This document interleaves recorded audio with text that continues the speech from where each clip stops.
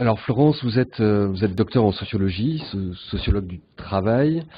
Je vous disais tout à l'heure que vous aviez travaillé sur le métier plutôt sous l'angle de l'identité, et de la reconnaissance au travail et de l'engagement, qui est le cœur de votre ouvrage sur le désir de métier.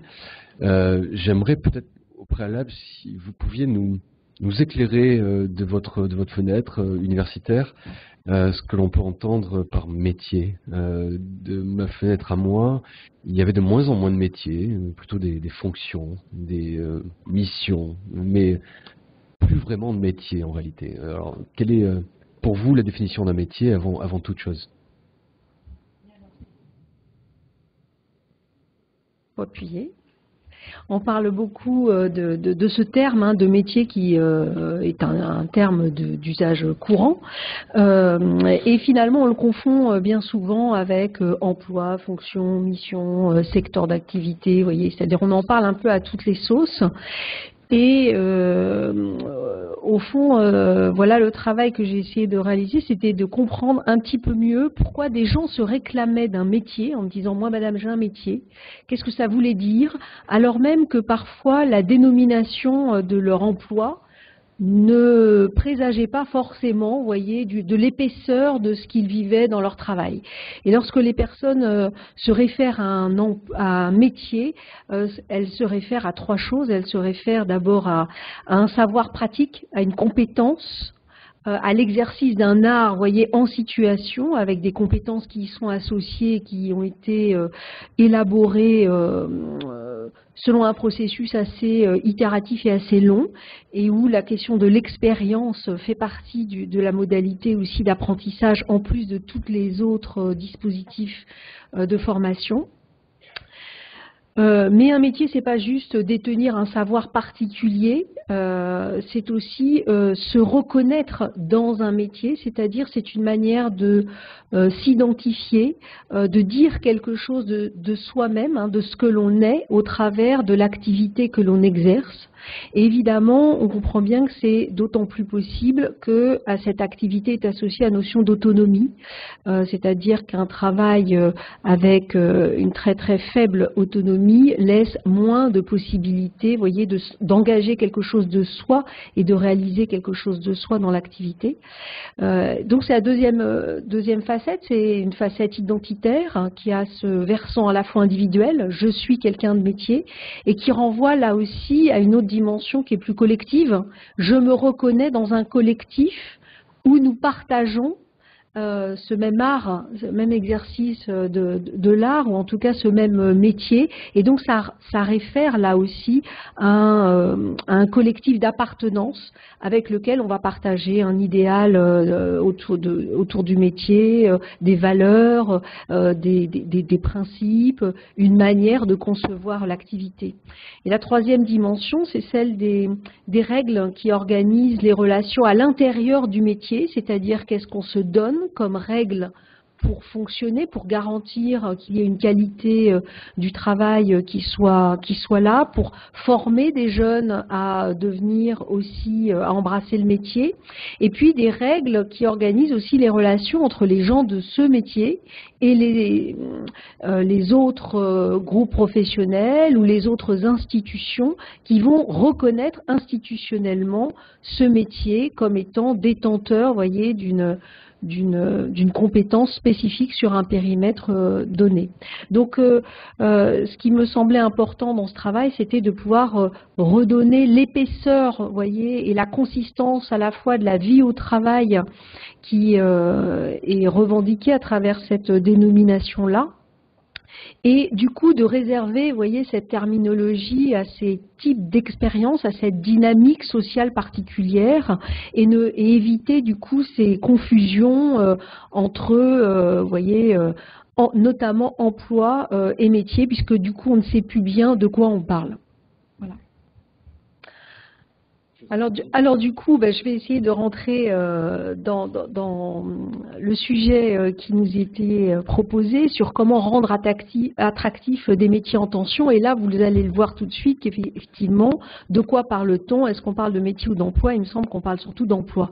Voilà, c'est-à-dire que petit premier préambule, c'est que finalement cette question, elle émerge sous l'angle d'un paradoxe étonnant d'ailleurs, dans un contexte où il y a quand même du chômage élevé, un taux de chômage relativement élevé et surtout très chronique depuis plusieurs décennies, il y aurait des gisements d'emplois non pourvus, où la main invisible du marché n'aurait pas fait, voyez, son action absolument magique de rapprochement, voyez, entre des offres et des demandes d'emploi.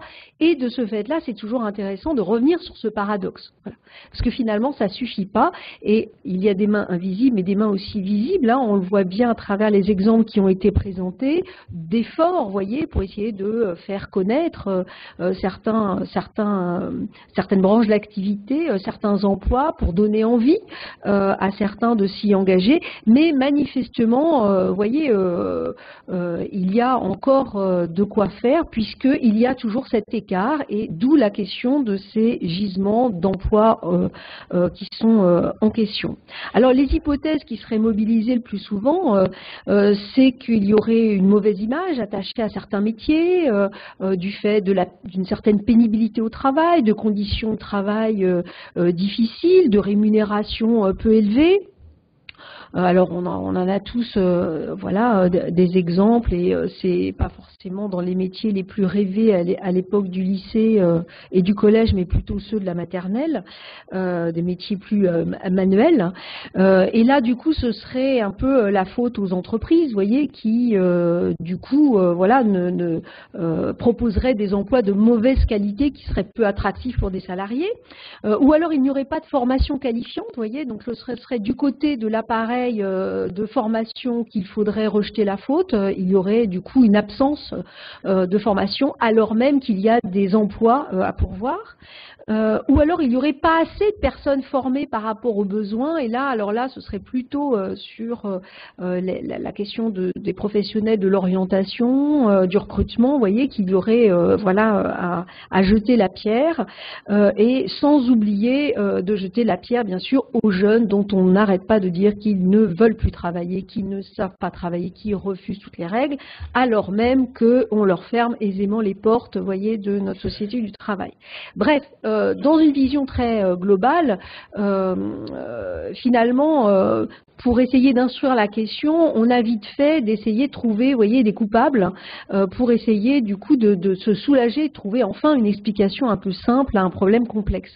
Alors moi, je vais essayer au contraire de vous proposer des plongées vers un peu plus de complexe, parce qu'il me semble que c'est au niveau des pratiques, au niveau du local, que non seulement on peut mieux comprendre les différents registres qui s'invitent dans cette affaire-là, mais que se trouvent aussi des pratiques inventives, innovantes, là aussi, pour pouvoir s'en saisir.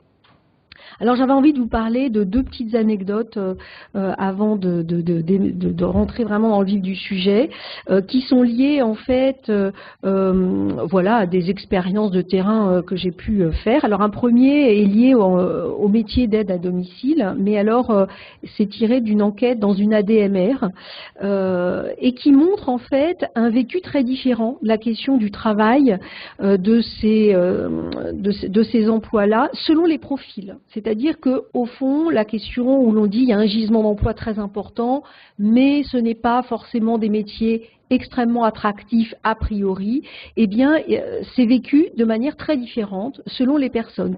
Certaines vont vivre un rapport au travail sous le mode d'une fierté de ce qu'elles font, d'une satisfaction à faire ce travail, là où d'autres vont le vivre comme un pis-aller, vous voyez, voilà, un emploi par défaut. Et donc, il est intéressant de s'intéresser là aussi un peu aux mobiles qui amènent des personnes à exercer ce type d'emploi. Dans cette enquête-là, il s'avère qu'il y a des événements en fait personnels qui amènent ces personnes à avoir été confrontées à la question de la maladie, de la dépendance, d'accidents de la vie, et qui les amènent à embrasser ce travail-là, et avec des niveaux là aussi de qualification très très variables. quelques enseignements que l'on peut tirer. Alors pour des personnes par exemple plus âgées qui sont rentrées finalement dans ce secteur d'activité, peu diplômées à la suite, là aussi d'événements personnels, de veuvage, de chômage, de divorce et qui avaient besoin absolument de travailler. Donc la question, c'est celle de la précarité et c'est celle de comment tenir le coup dans la durée, dans des emplois qui les sollicitent très, très fortement.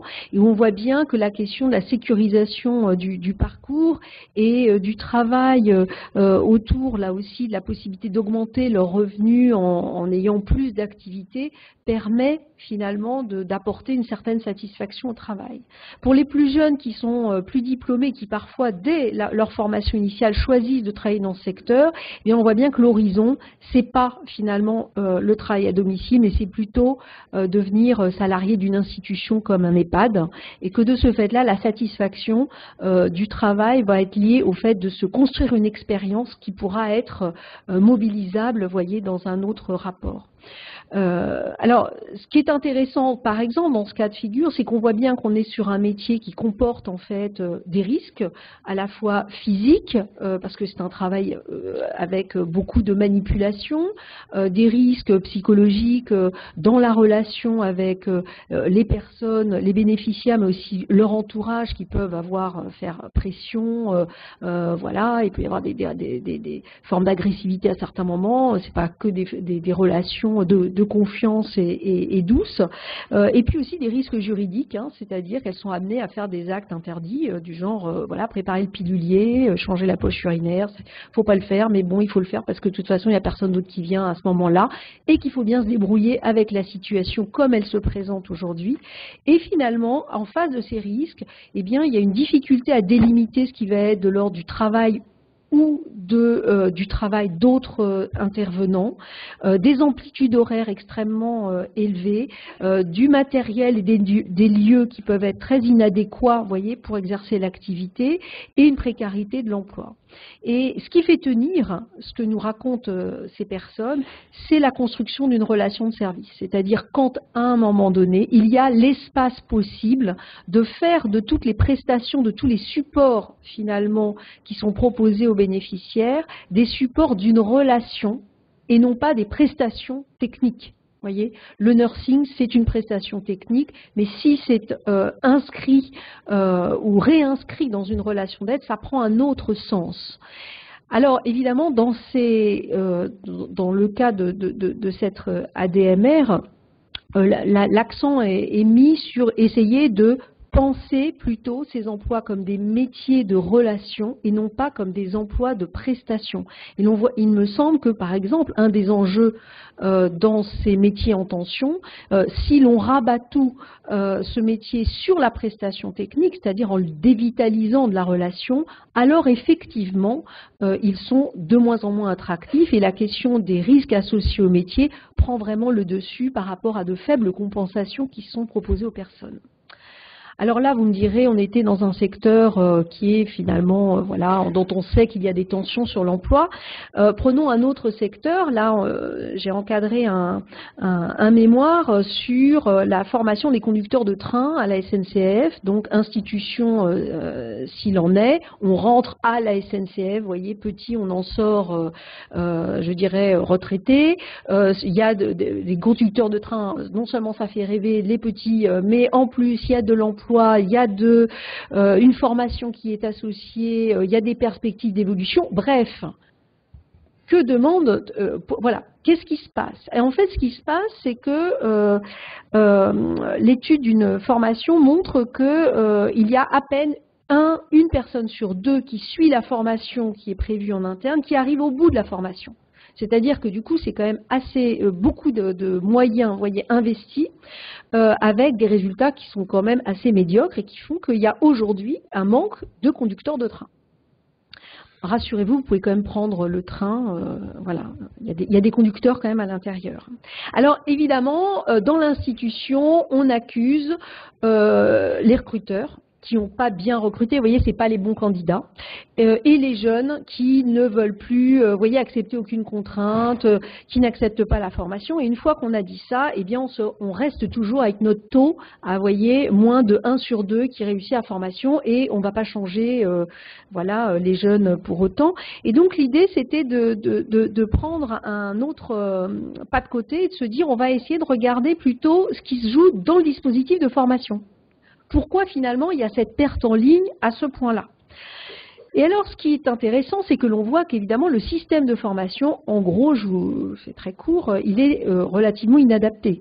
C'est-à-dire qu'on reste sur des savoirs assez académiques, vous voyez, la réglementation, très modulaire. Là aussi, on a découpé le métier, on l'a émietté en plein de petits modules qu'on évalue séparément, plein de cours magistraux, et peu de temps finalement d'intégration de tous ces savoirs en situation. Donc effectivement, on voit bien qu'une partie, et là il y a une grosse partie des candidats qui n'arrivent pas au bout.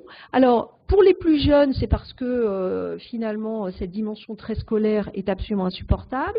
Pour les plus âgés, les plus de 35 ans, c'est la même chose, c'est-à-dire que ça vient rejouer ce qui s'est joué pour eux à l'école, c'est-à-dire l'échec. Et il n'y a guère que pour la tranche des, on va dire, 25-30 ans, qu'il y a un peu plus d'obtention finalement de la formation, parce que eux, ils sont dans la situation, ils disent, moi j'ai besoin d'un emploi.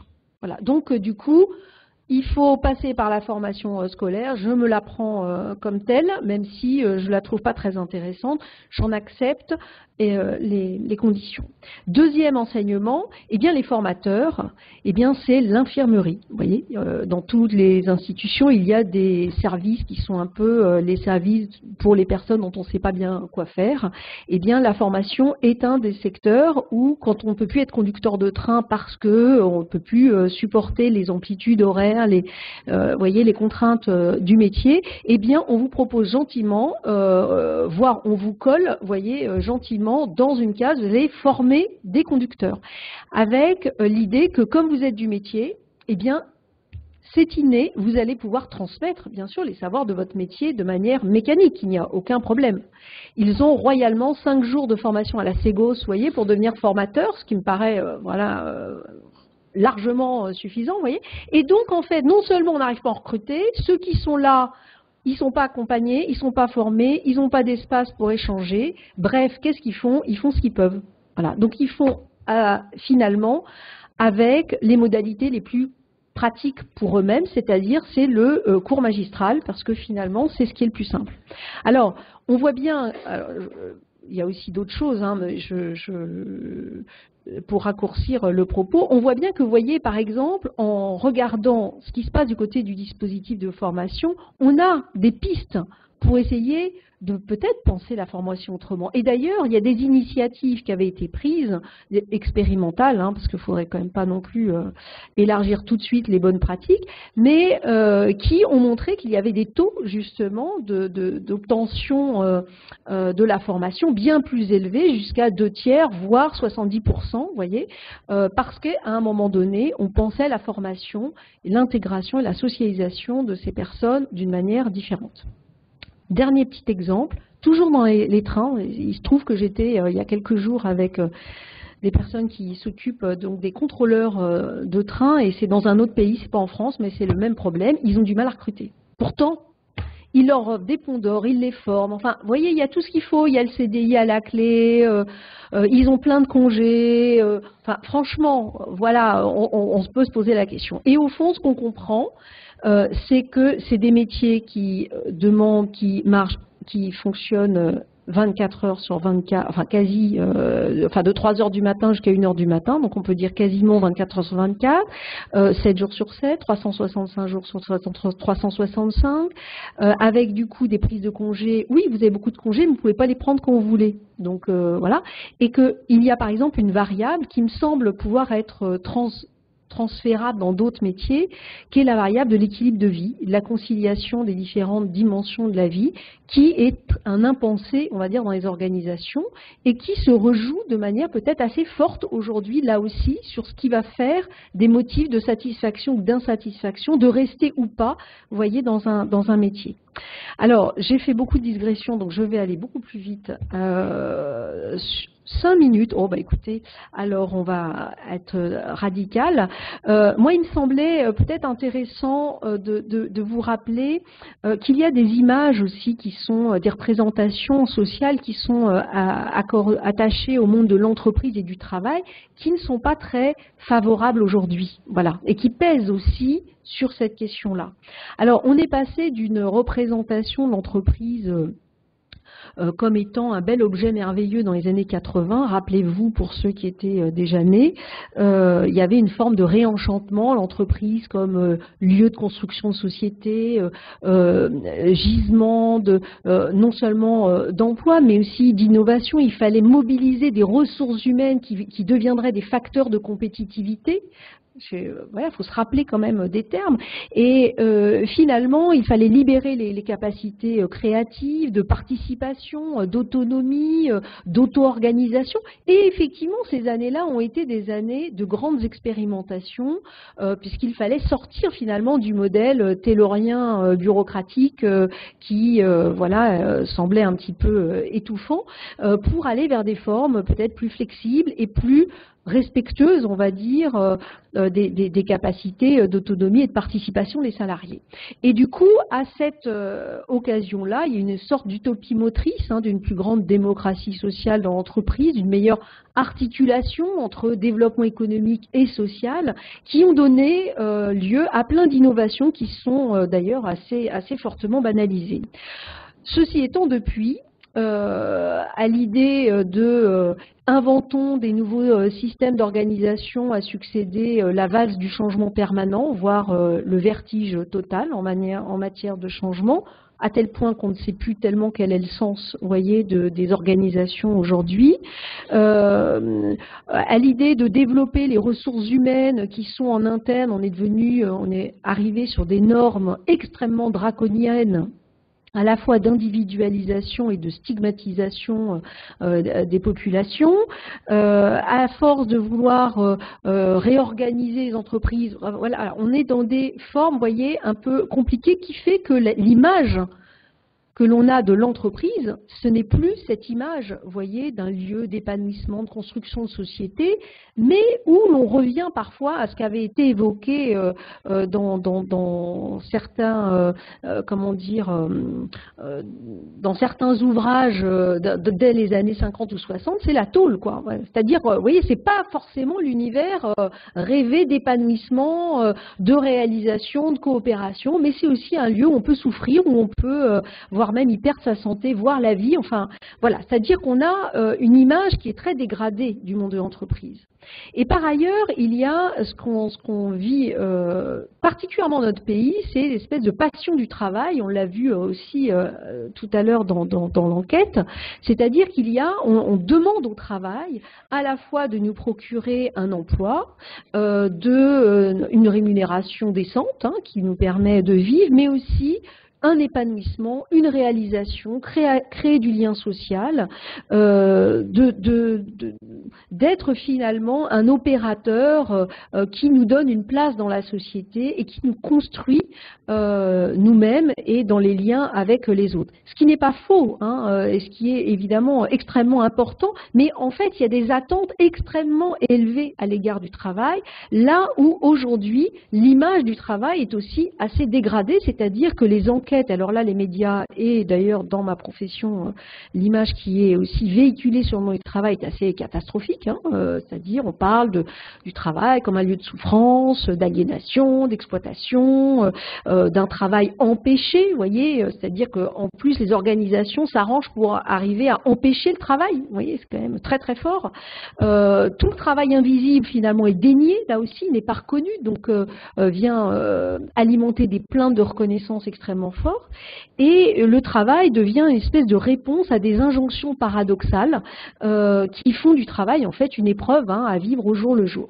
Alors, ce n'est pas que ça, je voulais pas terminer quand même là-dessus, je voulais quand même resituer, vous voyez, cette période un peu particulière que nous vivons, parce que effectivement, on est dans une situation où on vit une crise en fait de la représentation, me semble-t-il, du travail et de l'entreprise, qui n'assure plus les mêmes fonctions que par le passé d'intégration, de socialisation et de régulation sociale, et que peut-être qu'il faudrait aller regarder d'un peu plus près, et si je peux encore prendre juste quelques minutes, au-delà voilà, de cette image, vous voyez, un petit peu globale, peut-être qu'il faut aller regarder d'un peu plus près qu'est-ce que sont ces métiers en tension, dans quel contexte productif.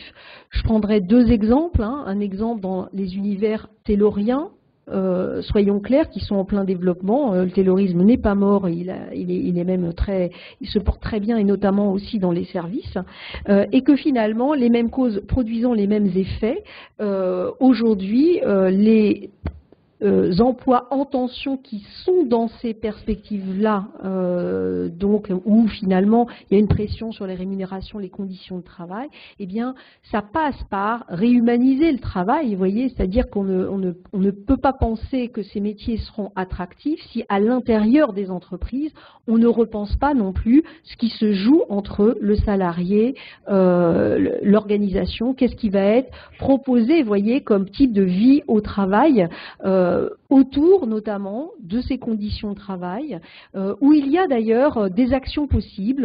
Je connais dans des secteurs qui sont très difficiles, pour autant des actions extrêmement intéressantes, par exemple sur la modularité des horaires. Voyez, pour par exemple faire correspondre quelque chose de tout bête, faire correspondre des horaires de travail, des horaires de transport collectif. Voyez. Eh ben, ça peut changer la vie. Vous voyez, ça peut changer votre vie au travail si vous avez finalement le train que vous pouvez prendre.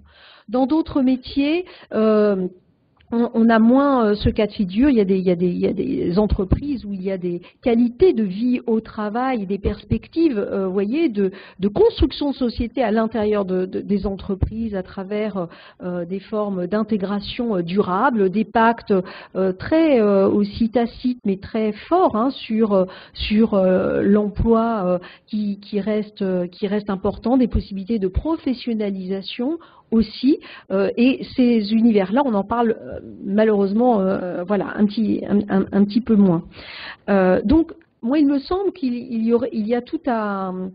aurait un grand bénéfice à resituer ce que sont ces métiers en tension dans des contextes productifs particuliers, pour repenser, vous voyez, ce qui est l'idée d'un équilibre contribution-rétribution qui en fait ne peut que se décliner de manière subtile et en fonction des situations, et qui ne peut pas se prétendre être rassemblé, vous voyez, dans une espèce de formule magique.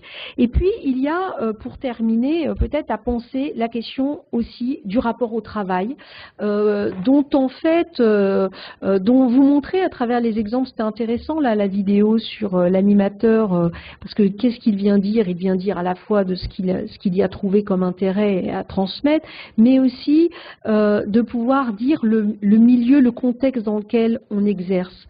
Il y a des supports en fait qui sont aujourd'hui très largement, comment dire, qui sont très peu mobilisés ou dont on ne parle pas, qui sont les collectifs de travail. Et ça, le collectif de travail, en fonction la manière dont le collectif de travail va pouvoir intégrer, va pouvoir être source de liens, de coopération, d'entraide, ou au contraire de harcèlement, de stigmatisation, ça change tout à votre vie au travail. Et qu'aujourd'hui, ces collectifs sont un peu des impensés, on les a un peu chassés dans l'organisation parce que ça prend du temps, vous voyez, tous ces temps de convivialité, là on ne sait pas à quoi ça sert, mais c'est aussi dans tous ces rituels de convivialité, dans tous ces temps collectifs, que s'inventent finalement là aussi des modalités très pratiques pour tenir le coup dans les emplois, des collectifs de soutien qui me semblent être une piste à travailler avec les entreprises en même temps que de pouvoir penser les conditions d'emploi. Le deuxième support, me semble-t-il, c'est celui du territoire, c'est-à-dire qu'on ne peut pas penser isolément la question des emplois sous tension si l'on ne met pas en circularité l'ensemble des acteurs concernés. Et d'ailleurs, il semble que c'est ce qui se passe chez vous, donc ça c'est plutôt formidable. C'est-à-dire qu'à un moment donné, c'est l'affaire, ça doit être un bien commun, cette question d'un travail qui puisse être proposé dans différents types de secteurs et qu'à un moment donné, c'est des opportunités de rencontres, de co-construction de mécanismes à la fois qui vont toucher à la formation, à l'orientation, aux conditions aussi de recrutement, de rétribution et d'accompagnement aussi de ces salariés dans les entreprises, c'est-à-dire qu'il me semble qu'il y a quelque chose qui ne peut pas s'arrêter uniquement à l'accès à l'emploi en tant que tel, vous voyez, mais qui aussi peut peut-être se prolonger dans justement l'insertion dans ces questions d'emploi. Voilà, je m'en arrêterai là, je vous remercie.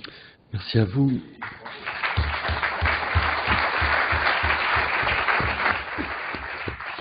Alors, on aura un espace d'échange possible, le temps d'une demi-heure. Moi, j'aurais aimé que vous puissiez nous indiquer notamment si, au-delà des affichages, des dynamiques de responsabilité sociale, de qualité de vie au travail, peuvent être des idées pour un certain nombre de secteurs d'entreprise d'aller dans le sens de l'attirance de leur propre environnement. Il y a des exemples assez connus dans l'Ouest américain avec un certain nombre d'effets pervers malgré tout. J'aurais bien aimé votre regard sur le sujet, alors peut-être sur le temps de l'échange tout à l'heure, et d'arriver peut-être à voir aussi quel est le pouvoir d'action de l'individu là-dedans. Quelle place peut-il prendre sur ces sujets-là? Alors, vous avez évoqué le rapport de l'usager au travail, son regard sur le travail. André va nous évoquer plutôt le positionnement du conseiller. Et alors la question du conseiller, du professionnel et de l'usager, malgré tout, comment rendre attractifs les métiers en tension? Est-ce que pour toi, André, c'est une question qui peut se poser comme telle? Vous êtes admirable. Donc, je suis le dernier, en fait, donc il faut que je respecte mon temps de parole et essayer de mobiliser la salle sur cette question-là. Alors, je déteste la formulation de la question, déjà. Comment rendre attractifs les métiers en tension? Je ne sais pas trop ce que c'est en tension et pour qui. Attractif, ça fait toujours relooking, promotion des ventes, packaging, et déjà là-dessus, j'étais un petit peu en difficulté dans la préparation. Voilà, je plaisante, c'est pour mobiliser votre attention. Ce qui veut dire que ce que je vais essayer de déployer, c'est l'idée que, d'une certaine façon, effectivement, il y a des faits objectifs, il y a des secteurs qui aujourd'hui sont pas pris d'assaut, je vais le dire comme ça, et qui sont moins attractifs que d'autres, et on voit bien que ça évolue peu sur l'histoire. Quand on fait les hit parades de la fonction rêvée depuis le début du siècle, pratiquement, et même le XXe siècle, on voit bien que les représentations sociales, la stéréotypie a peu évolué, et qu'au fond, il y a des secteurs qui ne seront jamais nommés. Si je reprends l'étude LOR que vous avez présentée, on voit bien quand on regarde les rêves de métiers qui sont déjà qualifiés et déterminés socialement dans une espèce d'imaginaire, en fait, qui correspond de moins en moins à la réalité du monde du travail. Ça, c'est la première chose. La deuxième chose, c'est quand même un élément observable. Donc, si c'est un élément observable, est-ce qu'au fond, la question telle qu'elle est posée est bien posée? Et je vais essayer de voir avec vous un petit peu quels seraient les éléments de causalité qui pourraient expliquer tous ces paramètres-là, notamment la tension très forte qu'on a eue l'an dernier sur la promulgation de ces chiffres sur les secteurs en tension. Je ne sais pas si vous vous souvenez quand même que le président de la République a nommé cet élément comme un élément de politique publique, au sens où il nous avons une responsabilité citoyenne pour que les gisements d'emploi soient pourvus par des personnes qui le recherchent. Donc on voit bien que la question de l'efficience et la manière dont elle est posée politiquement, ça nous interroge à la fois en termes de professionnels, en termes citoyens, mais tout simplement en termes d'usagers, sur le fait qu'au fond, le seul enjeu, c'est d'accéder à un emploi. Cet emploi de qualité, on ne discute pas forcément, mais c'est un emploi. Ce qui veut dire que le seul critère qui va être central, c'est l'accès à un emploi dont on peut penser qu'il serait durable. Je vais essayer de développer l'idée qu'on pourrait formuler la question différemment et qu'on pourrait peut-être, à ce moment-là, trouver des leviers d'action pour nous, professionnels, et pour l'ensemble de la communauté et des citoyens sur cette question-là. Alors, la première chose qui me frappe, c'est que il me semble que dans la question de rendre des métiers attractifs, on pose la question de l'accès. avec une expérience importante sur ce sujet-là, on voit bien que la question, c'est pas forcément accéder, c'est aussi rester. Or, toutes les études sur les parcours professionnels nous montrent très bien qu'il y a des secteurs professionnels qui sont choisis non pas par désir, mais qui sont choisis par nécessité, ce qui ne veut pas forcément dire qu'on ne va pas y rencontrer quelque chose dans ces fonctions-là, mais que la question même de fonctions qui sont historiquement plutôt des fonctions de passage est quelque chose qu'il faut nommer. Ça veut dire qu'au fond, est-ce que l'enjeu collectif, c'est que les gens, finalement, choisissent ce qu'on leur propose, ou est-ce qu'au fond, on accepte qu'à un moment donné, les parcours professionnels naviguent dans des espaces de vie professionnelle dont les raisons sur lesquelles on va choisir sont chaque fois redéterminées et resituées. Et c'est un peu ce que je vais essayer de développer avec vous, c'est montrer qu'au fond, chaque fois que l'individu va faire des choix, il fait des arbitrages en situation, au regard du contexte et au regard des priorités qui sont les siennes. Ce qui veut dire que l'idée même de formuler une politique sociale autour de la simple idée qu'il faudrait rendre des secteurs professionnels attractifs me laisse pantois. Ça veut dire qu'au fond, si on ne définit pas les choses de manière plus profonde et dans leur complexité, et des modalités d'intervention, on voit bien qu'on va faire de la promotion des activités de travail et qu'on va avoir des cabinets de communication qui vont rivaliser d'ingéniosité pour rendre de plus en plus séduisant des activités déqualifiées. Donc, ce qu'il ne faut pas perdre de vue, c'est que la situation de travail, et Laurence l'a fort bien dit, à un moment donné, elle renvoie aussi de est-ce que je peux vivre une vie professionnelle qui a de la valeur à mes propres yeux.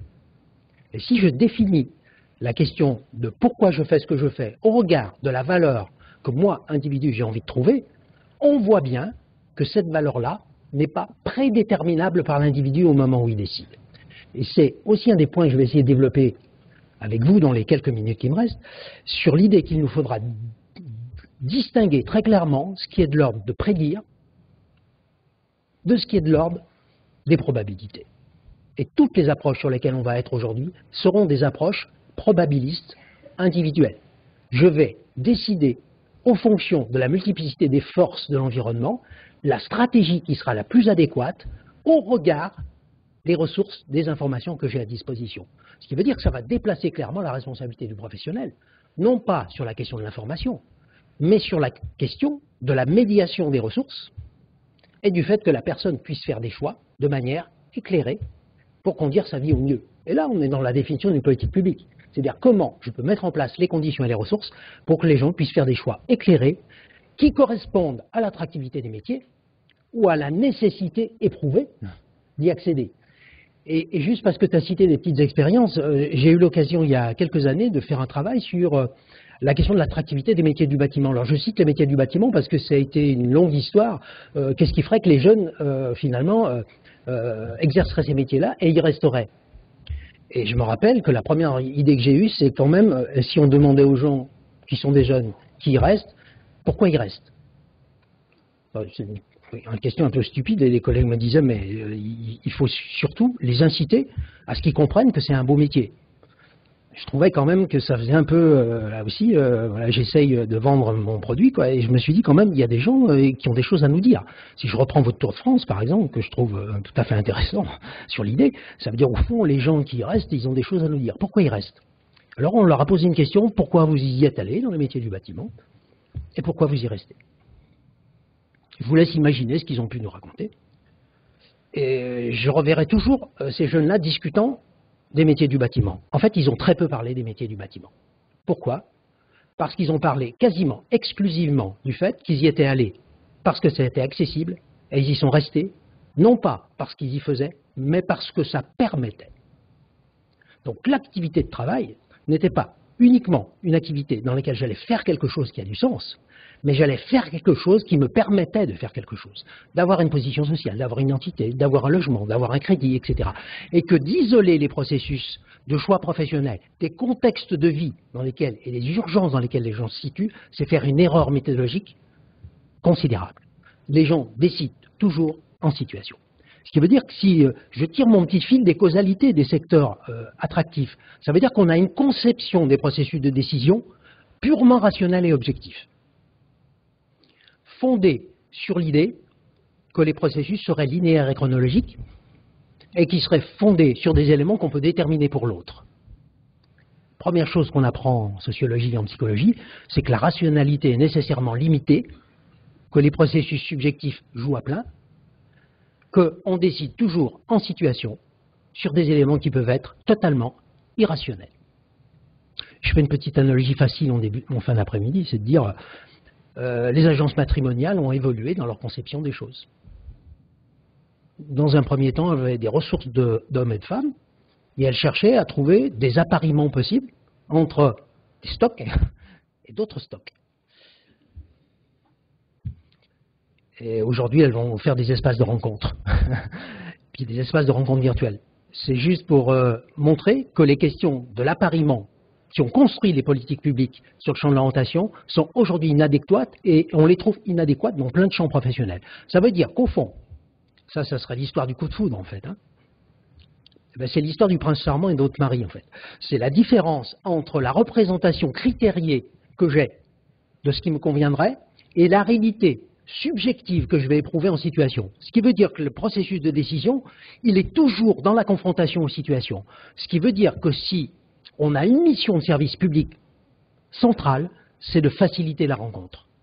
Et on pourrait dire aujourd'hui que l'enjeu majeur dans le processus de connaissance de l'environnement professionnel, c'est finalement arriver à passer d'une logique d'incitation, d'argumentation sur qu'est-ce qui serait bon pour vous, à une logique plutôt de développer la curiosité, de faciliter la possibilité d'explorer l'environnement de manière multicritère. Et ce qui est fascinant dans les logiques de rendre attractifs les métiers en tension, c'est qu'au fond, on considère que le seul critère qui va jouer, donc on va faire des choix unicritères, c'est la possibilité d'emploi.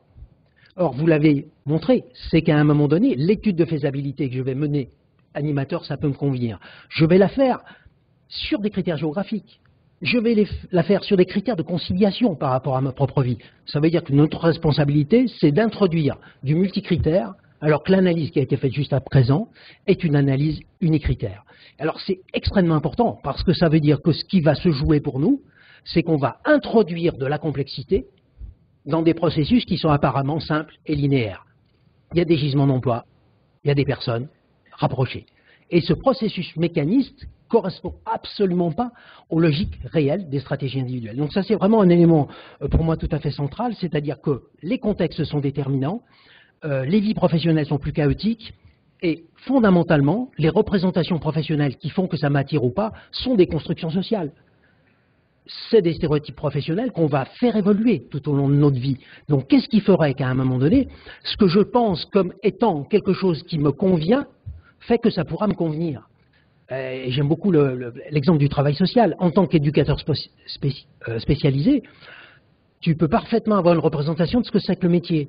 Mais dans 3 institutions différentes, ce ne sera pas le même métier. C'est-à-dire que la nature du contexte dans lequel je vais être va faire en sorte que je suis accordé avec ma situation de travail ou désaccordé, qui peut n'avoir pas grand-chose à voir avec le contenu du travail.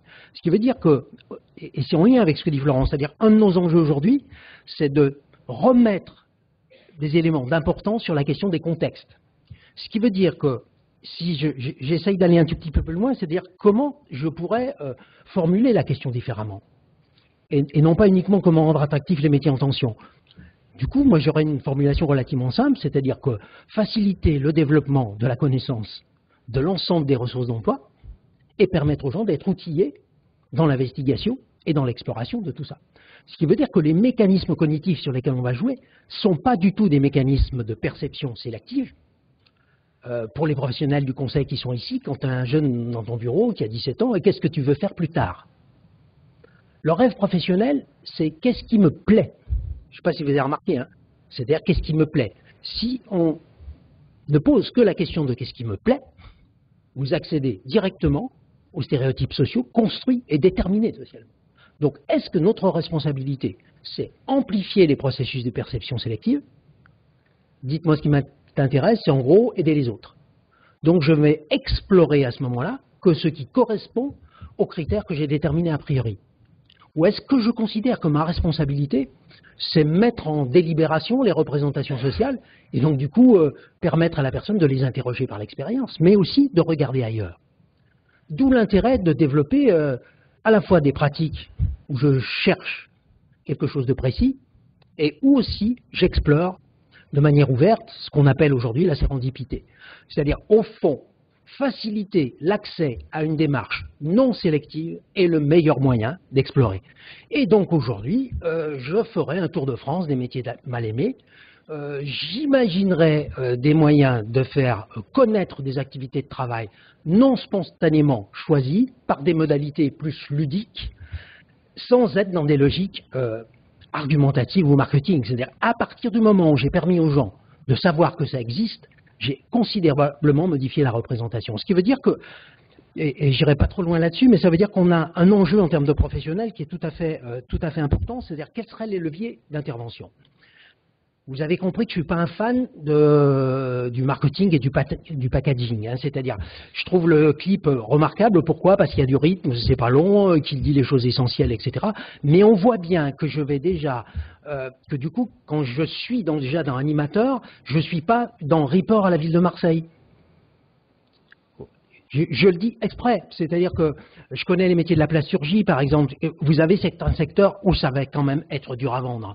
Vous voyez, c'est-à-dire qu'à un moment donné, même les collègues communicants vont dire vous êtes sûr qu'on fait une vidéo? Et là, tu dis, ah ouais, il faut rendre attractif un truc qu'on ne peut pas montrer, quoi. C'est comme quand j'étais jeune conseiller, on me disait, on va leur faire visiter le lycée technique parce que la chaudronnerie, c'est super. La chaudronnerie, les gens, c'est créatif, ils vont pouvoir faire des choses formidables, le faire forger, c'est un avenir, etc. Puis tu rentrais dans l'atelier chaudronnerie, il y avait le bruit et l'odeur. Et en fait, les collègues me disent, putain, c'est un boulot génial. Et le mec, j'essayais de lui expliquer quand même que le désir, c'est la promesse du plaisir, quand même. Et quelque part, ça va, oui, je l'ai dit, ça. Hein. Ça va être compliqué, quoi. Et il me disait, mais j'essaye de leur faire comprendre que c'est un métier formidable. Là, tout ce qu'ils ont vu, c'est l'atelier. Et l'atelier, quand même, à l'époque, hein, c'est vieux, hein, c'était dans les années 80, ils imaginaient un atelier chaudronnerie dans lequel les gens tapaient au marteau, etc.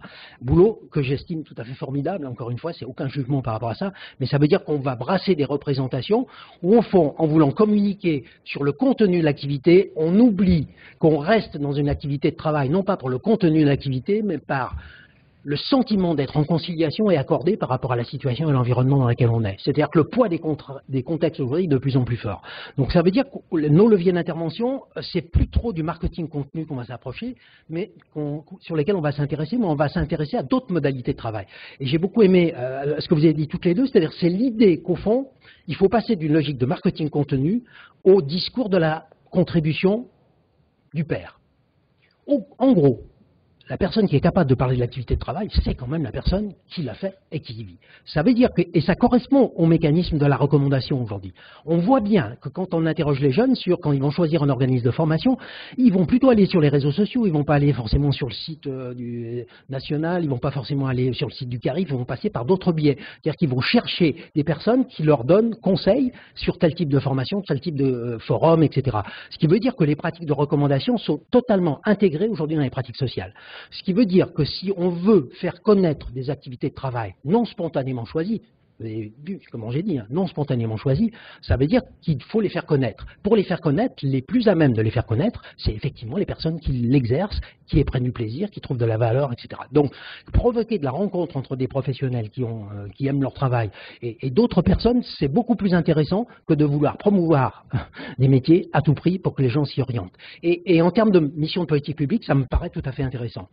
Ce qui veut dire qu'on doit imaginer, et je trouvais vraiment intéressant l'idée du Tour de France du bus, etc. Moi, j'ai travaillé avec des réseaux d'émissions locales sur la mise en place de web TV, etc., de plein de choses qui sont autour de la question de la contribution. C'est que l'idée, au fond, qu'à partir du moment où on met de la dynamique territoriale sur le fait que, par exemple, je vais aller explorer sur mon territoire, là où j'habite, là, à Pessac, là, hein, je prends 15 km, et je dis simplement où travaillent tous les jeunes. J'ai aucune contrainte sur les secteurs en tension ou pas. Je pose juste une question, est-ce que les jeunes travaillent et qu'est-ce qu'ils y font? Mettez des jeunes sur cette activité-là et vous allez voir à quel point ils vont découvrir des activités qu'ils ne connaissent pas et je vais susciter chez eux un besoin d'exploration qui n'est pas forcément un intérêt, un besoin d'exploration pour en savoir plus. Et il me semble qu'en termes de politique publique, c'est un enjeu. C'est faciliter la connaissance des environnements professionnels pour être à la fois en connaissance de ce qui est possible sur le territoire, mais aussi au clair sur mes critères de décision, et vous l'avez compris, outillés dans les processus d'investigation. Ce qui veut dire qu'il nous faut de plus en plus finalement s'intéresser à la notion de compatibilité, ce qu'on appelle la conciliation, c'est-à-dire c'est l'idée même que je vais toujours choisir des choses qui sont compatibles avec ma situation, plutôt que l'idée monocritère du désirable. Et l'idée même d'organiser toutes les pratiques d'orientation autour de l'idée du désir, c'est que vous n'avez jamais eu d'adolescents qui font leurs vœux en seconde, en première et en terminale. Ça veut dire, et si je reprends l'étude, tu as du rêve et du désir jusqu'en 6e. Et en 6e, progressivement, tu vois apparaître quelque chose de tout à fait nouveau, c'est que les enjeux ne sont plus la question des métiers, mais les enjeux sont ceux de la formation. Et en fait, c'est beaucoup plus tard que la question de l'environnement professionnel se fasse poser. Et si je fais juste une analogie avec les stratégies de nos collègues québécois, ils vont dire notre enjeu en termes de responsabilité, c'est mettre en place des stratégies, ce qu'ils appellent orientantes. C'est considérer que la connaissance de l'environnement, des mesures, des dispositifs, fait partie des processus d'acculturation sur lesquels on doit travailler. Les données socio-économiques sur lesquelles vous travaillez, c'est normalement à la portée de tout le monde, c'est-à-dire normalement c'est accessible pour tout le monde. Ce qui veut dire qu'on n'a aucune culture socio-économique du monde professionnel aujourd'hui en France. Donc ça veut dire aussi, et là encore c'est une logique de politique publique, c'est si on considère que notre responsabilité professionnelle et notre responsabilité de citoyen, c'est développer de l'équité sociale, c'est aller vers une société plus juste. Ça veut dire qu'à un moment donné, on considère que notre responsabilité, c'est mettre en place les ressources utilisables pour toutes les personnes pour conduire leur vie professionnelle au mieux, tout au long de la vie, si je reprends ce que vous avez dit. Ça veut dire qu'on a un enjeu à la fois sur la qualité des ressources qu'on va mettre en œuvre, mais ce que les chercheurs appellent leur appropriabilité. C'est-à-dire, est-ce que je me suis intéressé à ce que les ressources que je mets à disposition soient utilisables et perçues comme pertinentes. Donc la question méthodologique, finalement, de la manière dont on va parler de ces métiers, est au moins aussi importante que ces métiers. Et c'est là où il y a un enjeu central dans le SPRO, était un grand débat avec l'ancien DIO, c'est-à-dire c'est la différence entre informer et faciliter l'appropriation. C'est-à-dire, dans un premier cas, je m'intéresse uniquement à l'accessibilité au contenu du message. Dans le deuxième, je m'intéresse à ce que toutes les personnes puissent, d'une façon ou d'une autre, non pas connaître les mondes professionnels, mais utiliser les ressources que je mets à leur disposition. Et pour terminer sur cette question-là, je pense que c'est une question d'équité sociale centrale. Ça renvoie à la définition d'Amartya Sen sur la question de la liberté individuelle. Et c'est la différence qu'il fait entre un droit formel et un droit effectif. Un droit formel, c'est dire à une personne qu'elle peut aller sur le site. Un droit effectif, c'est permettre à la personne de mettre en place les conditions pour qu'elle puisse non pas connaître ces informations, mais les utiliser dans sa stratégie individuelle.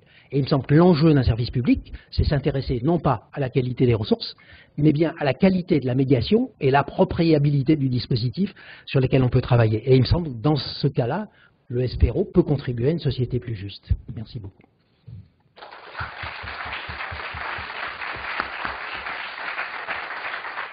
Merci André. Alors on a quelques minutes ensemble pour échanger sur ces deux interventions. Avant de proposer une synthèse par notre collègue du CIBC Sud-Aquitaine, Marie-Hélène Doublet, qui interviendra pour synthétiser l'ensemble de ces éléments. Je reviens vers vous et je reviens sur ma question. Nous avons des questions du public sur les dynamiques de responsabilité sociale, les dynamiques de qualité de vie au travail. Est-ce qu'aujourd'hui, ce sont pour vous de bons moyens de redonner de l'espace à l'usager, à l'actif, et permettre à celui-ci de pouvoir se réapproprier le métier? Alors, ces deux dispositifs, responsabilité sociale d'entreprise, qui renvoient du coup aux effets de l'entreprise sur son environnement, sur ses environnements, on va dire, et la question de la qualité de vie au travail, qui s'intéresse du coup au travail, sont à la fois des formidables appels à considérer qu'il y a une responsabilité qui est attachée au rôle de l'entreprise sur ce qu'elle vient, prélevés dans la société, c'est-à-dire des personnes à qui on demande à la société d'avoir été éduquées, formées à ses besoins et pour lesquelles elle va du coup générer aussi des effets qui peuvent être bénéfiques pour la société à travers les emplois créés, le sens créé au travail, mais aussi délétères à travers les phénomènes d'exclusion. Donc il est important de pouvoir rappeler qu'il y a une responsabilité de l'entreprise à cet endroit-là, c'est-à-dire à un niveau sociétal, tout comme il est important de reparler de vie à propos du travail.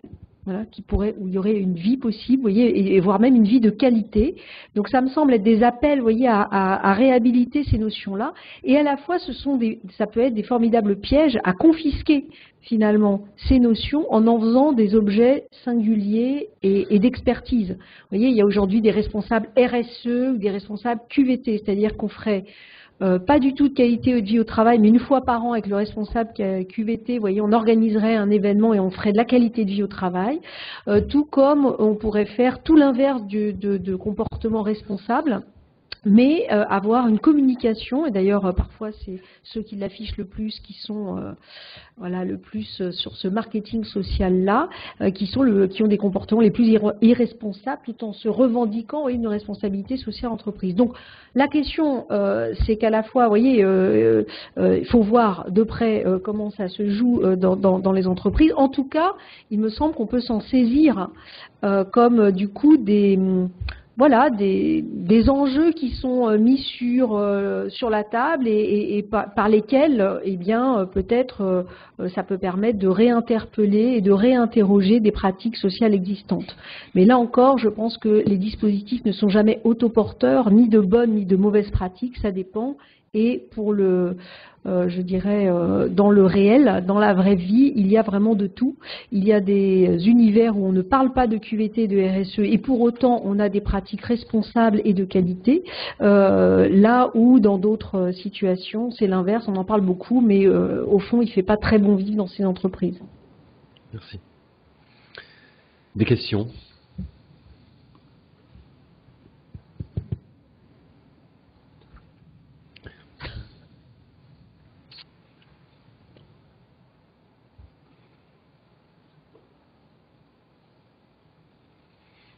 Quelle est ta question ?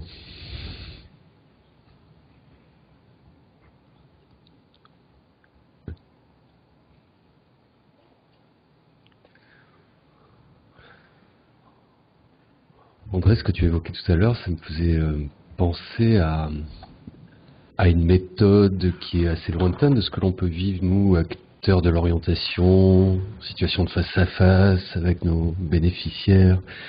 C'est les méthodes iodées, intervention sur offre-demande, où on conduit les individus à multiplier les situations de travail, courtes certes, mais finalement les amenant à avoir un décloisonnement un peu cognitif des mondes possibles, se confrontant à des conditions de travail singulières et du coup favorisant effectivement des prises de décision.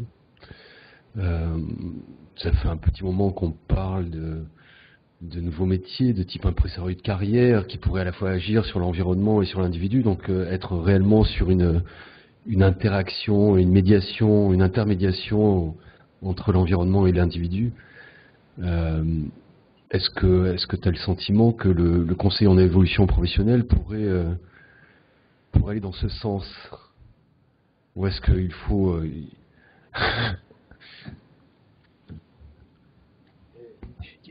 Quand tu parles de conseil en évolution professionnelle, je ne vais pas parler du dispositif institutionnel, hein, qu'il n'y ait pas d'ambiguïté, parce que je suis enregistré.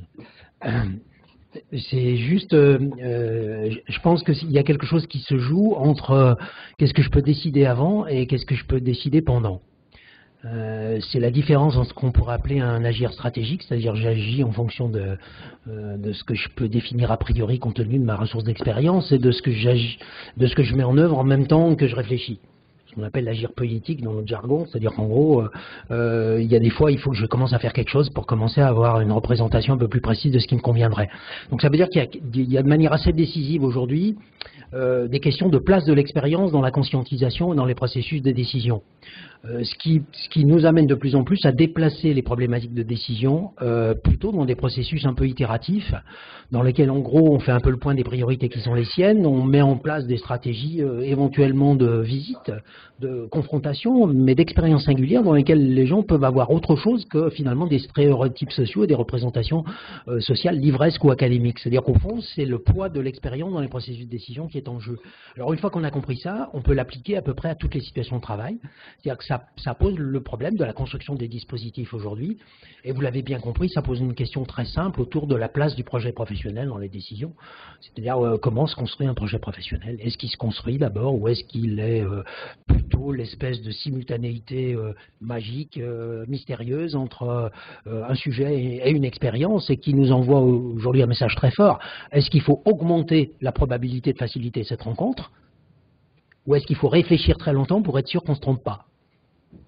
Je vous laisse la réponse, mais vous avez compris qu'à partir du moment où on va faire un choix sur plutôt que je ne sais pas ce que ça va donner, mais je suis dans une fonction de facilitateur d'expérience et mon rôle, c'est de faciliter la réflexivité et la prise de conscience de quelles leçons j'ai tirées de cette expérience-là, ça modifie radicalement les dispositifs.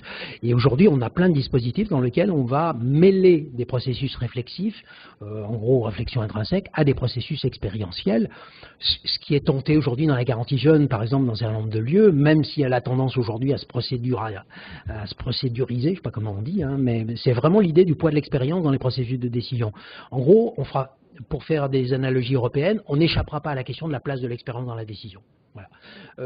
Et au fond, la plupart des processus, je ne l'ai pas dit tout à l'heure, mais une des grandes certitudes qu'on a aujourd'hui, c'est que je vais d'autant plus aller dans des secteurs en tension que mon choix est réversible.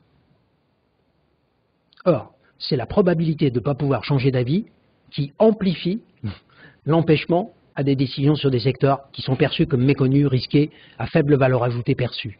Ce qui veut dire qu'à partir du moment où je peux penser que c'est réversible, et donc comme on l'autorise, le principe de la liberté, ça va le faire. Alors, on a fait des petites expérimentations sur des situations de travail où on demande, où on joue sur le choix et sur le hasard. C'est-à-dire que vous êtes dans un dispositif où l'expérience que vous allez tenter est à la fois choisie et aussi aléatoire. C'est-à-dire en fait vous allez découvrir des champs professionnels qui ne vous sont pas imposés, mais que vous choisissez de manière aléatoire. Chaque personne du groupe allant visiter différents types d'activités de travail, avec l'idée que le hasard est incontestable. Donc je vous laisse penser à ça, voilà. Du désir, du hasard et de la nécessité. Ça pourrait finir comme ça. Donc bien sûr que la question de l'expérience est centrale et que si on ne permet pas l'expérience, on empêchera les décisions sur ce secteur-là, c'est évident. D'où ambassadeur, enfin voilà tout ce que vous avez dit, hein, c'est-à-dire facilité de l'expérience réversible, de toute façon ça marche tout le temps. Dès que tu veux que les gens soient sûrs, c'est plié. Une question tout là-haut. Thierry Berthet. Il en fallait une.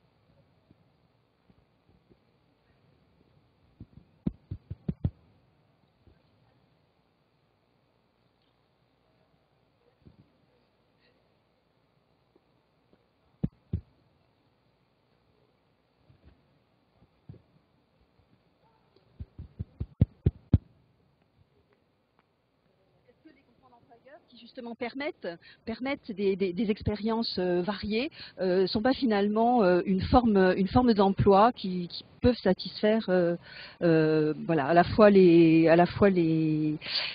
jeunes qui sont pas trop décidés et qui manquent de ce retour de leur propre expérience. Voilà.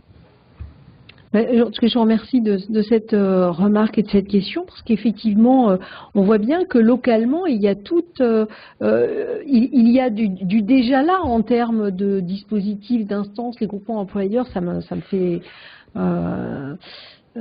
j'y ai un peu travaillé à une époque et découvert que ça existait déjà depuis longtemps en fait comme dispositif et que c'était peu utilisé. Et donc en fait c'est pas une question de est-ce qu'on aurait les outils à disposition. Bien souvent on a pléthore de tout ce qu'il faut. C'est comment finalement on peut aller mobiliser à bon escient, c'est-à-dire de manière opportune, des dispositifs qui permettent en fait de réarticuler, de retrouver, de réarticuler des paramètres qui sont en fait en lien. C'est-à-dire que je pense par exemple à des emplois qui sont sur des horaires fragmentés, décalés ou saisonniers, etc. Les personnes, ce qu'elles nous racontent, c'est bah oui, mais moi ça me suffit pas. Voilà, je peux pas vivre avec, voyez, un demi-salaire, avec des horaires qui partent dans tous les sens. Donc effectivement, c'est comment compléter. Et le problème, c'est que si on demande aux individus d'être leurs propres agents de co-construction des dispositifs, c'est quand même beaucoup demandé en fait, et c'est quand même compliqué. Et il y aurait probablement à réfléchir, c'est pour ça que j'évoquais l'idée du territoire, c'est-à-dire en fait d'un espace, vous voyez, qui relie différents acteurs qui peuvent penser en fait ensemble des dispositifs, la mobilisation de dispositifs ou des solutions qui peuvent sembler ajustées à certaines situations. Voilà, moi ça fait écho à un exemple qu'on avait vu dans le monde agricole justement avec du travail saisonnier qui n'était pas la même saison parce que sinon ça marche pas, mais du coup qui permettait d'offrir, voyez, un emploi avec une certaine sécurisation et un certain taux pratiquement un équivalent temps plein à des personnes, justement, au lieu de se renvoyer, voyez, et de faire des contrats précaires à chaque fois. Donc ça peut être un exemple tout à fait intéressant à investir dans certains cas, bien sûr. Merci. Thierry. Oui, bonjour, Thierry Berthet, une question pour André Chauvet et peut-être aussi pour Gérald Damory. Bien sûr, je souscris complètement à cette vision de l'orientation comme une délibération entre le conseiller et l'individu. Mais ma question, c'est est-ce que ça passe pas aussi par une réflexion sur des logiques organisationnelles et sur le fait de devoir laisser des marges de manœuvre beaucoup plus considérables aux conseillers? Et donc ça interroge en quelque sorte les managers intermédiaires, les directeurs de structure et les politiques publiques en passant, parce que c'est ces conditions organisationnelles qui peut-être sont la clé pour permettre cette marge de manœuvre. Je ne pourrais pas répondre à cela. Les CIBC étant des prestataires parmi d'autres, lorsque on sera de nouveau de véritables outils au service du paritarisme, notamment des services publics, de l'orientation, et qu'on pourra agir sur une logique de service, non plus sur une logique de prestation. Voilà. Aujourd'hui, on est quand même soumis à des cahiers des charges extrêmement contraints. Et donc l'objectif pour nous, c'est quand même d'essayer d'apporter la parole directement ou indirectement auprès d'un certain nombre d'acteurs institutionnels pour réfléchir autrement, nous permettant d'avoir un espace autre vis-à-vis de l'individu, agir de manière différente, plus collaborative, amenant une réelle logique de service que l'on n'a pas aujourd'hui, qu'on n'a plus. Alors moi je peux parler librement et répondre librement à la question de Thierry, et c'est pour ça qu'il la pose, donc, puis comme je suis enregistré en plus. Ça veut dire que si on considère que si on est dans une délibération, il y a la question de la ressource et de la médiation de la ressource. Pour faire simple, la ressource aujourd'hui elle existe. Et elle sera de plus en plus accessible pour tout le monde. Donc ça veut dire que la nature même du service qui va rendre le professionnel est en train de changer. Donc ça veut dire que c'est de l'ordre de la délibération et plutôt de ce qui pourrait être non prédéterminable. donc qui relève de ce que j'appelle moi la rencontre. Or, le risque qu'on a dans une modularisation, dans un découpage, dans un saucissonnage d'une logique de service, c'est qu'on prédétermine, avant d'avoir rencontré la personne, la nature du service qu'il est nécessaire de lui rendre. Au hasard, comme ça, tout à fait au hasard, mais 6 heures de portefeuille de compétences qui sont un module du bilan de compétences. Ça veut dire qu'à un moment donné, on a défini par un professionnel qui a ses qualités et sa responsabilité, le fait qu'on savait déjà ce qui allait se passer. Donc ça veut dire que si on considère qu'au fond, l'enjeu, c'est des processus de conciliation permanents dans lesquels l'individu doit pouvoir statuer avec un professionnel qui a finalement pas d'enjeu, ce qui est important, c'est de définir en situation ce qui est, comme disaient les Chinois, à propos. C'est-à-dire qu'en fait, c'est faire ce qui convient en situation. Or, pour faire ce qui convient en situation, il faut redonner de la liberté et du jeu aux professionnels et à l'usager. On ne sortira pas de ça. Et tu le sais très bien, dans les problématiques publiques, on a la même question sur les problématiques de décrochage. Dès qu'on commence à vouloir contrôler et procédurer les processus d'accompagnement, on prédétermine des prototypes d'individus pour lesquels on prédétermine des prototypes de problèmes. Et on va même faire des prototypes d'individus avec pas du tout autonomes, un peu autonomes, très autonomes. Avec même des questionnaires qui vont nous évaluer le niveau d'autonomie des personnes. Ça me met en colère tout de suite. Donc ça veut dire qu'à un moment donné, l'enjeu politique, c'est d'être suffisamment compréhensif sur le fait que les enjeux d'efficience, ils sont conditionnés à la qualité des ressources et à l'accès aux ressources et à la confiance qu'on fait dans le professionnel pour qu'il puisse mobiliser ses ressources en situation. S'il n'y a pas d'espace de jeu, alors là je reprendrai Claude, s'il n'y a pas d'espace de jeu pour le professionnel, il n'y aura pas d'espace pour la personne en face. Donc on ne pourra pas hésiter, par exemple.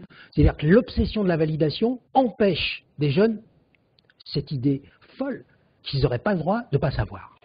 Il faudrait savoir. L'hésitation est insupportable dans notre société. Donc le fait que le professionnel ne sache pas et que l'individu ne sache pas, il faut qu'à un moment donné, on ait l'espace professionnel pour laisser de la latitude par rapport à ça. Ce qui n'empêche ni le contrôle financier, ni le contrôle de tout ce qu'on veut, mais qui laisse un espace de liberté et de jeu aux professionnels. Et un des enjeux des politiques publiques aujourd'hui, tu le sais comme moi, c'est le fait que les logiques de robotisation et de procédurisation, voire d'ubérisation potentielle de nos métiers, c'est le risque de la prédétermination a priori de prototypes d'individus qui seraient des prototypes de professionnels et des prototypes d'usagers. Et au fond, mon combat aujourd'hui, c'est de dire au fond, si on peut nous dupliquer avec des robots, voilà, c'est quoi notre travail? Et en fait, l'enjeu, c'est la rencontre et c'est le jeu. Pour moi, s'il n'y a pas ça, c'est un vrai risque social.